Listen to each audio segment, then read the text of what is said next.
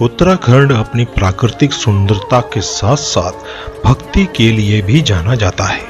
उत्तराखंड में सभी जगहें खूबसूरत हैं, लेकिन इनमें से एक खूबसूरत जगह है छिपला केदार, जो कि पिथौरागढ़ जिले में है। पिथौरागढ़ समुद्र तल से 1645 मीटर की ऊंचाई पर है।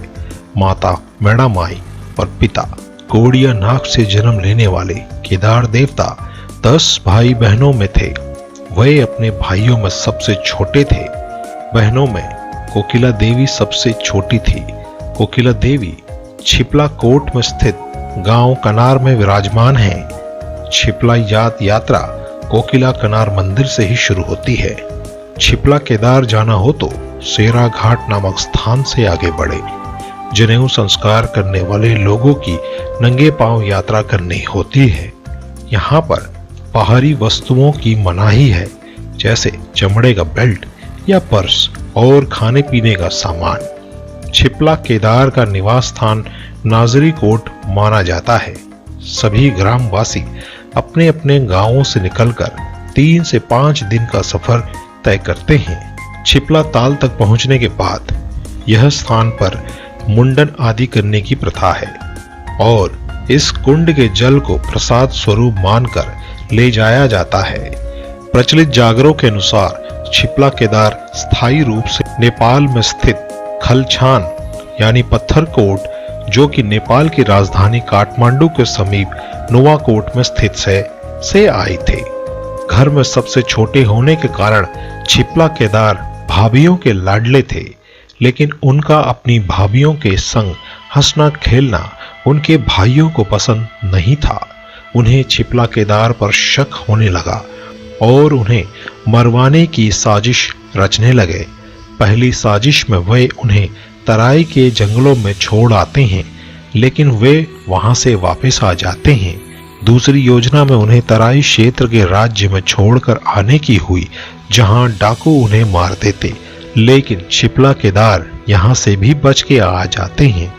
अंत में वे एक के बाद एक षड्यंत्र करते गए और वे सब उनमें विफल होते गए। अंत में उन्हें बकरी चरवाने के बहाने तराई पार कर काली नदी के निकट के जंगलों में ले जाते हैं, जहां पर यारमी चारमी नामक दुष्ट शासक राज करता था। उसके 12 पुत्र थे और 240 शिकारी कुत्ते थे।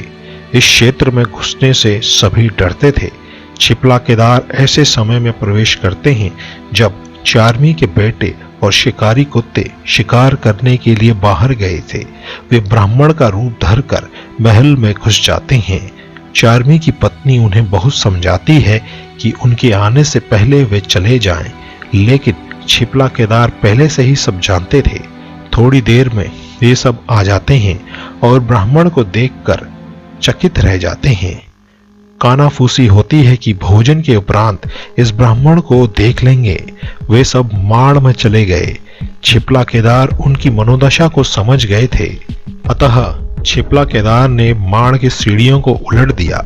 जैसे जैसे चारमी और उसके बेटे भोजन उपरांत नीचे आते गए, वे उनका वध करते गए। चारमी की सबसे छोटी बहू गर्भवती थी। उसकी हत्या के बाद ही उसके पुत्र का जन्म हुआ, जो छिपला केदार से चिपट गया। जागरों के मुताबिक वह बच्चा छिपला केदार से 12 दिन तक चिपका रहा।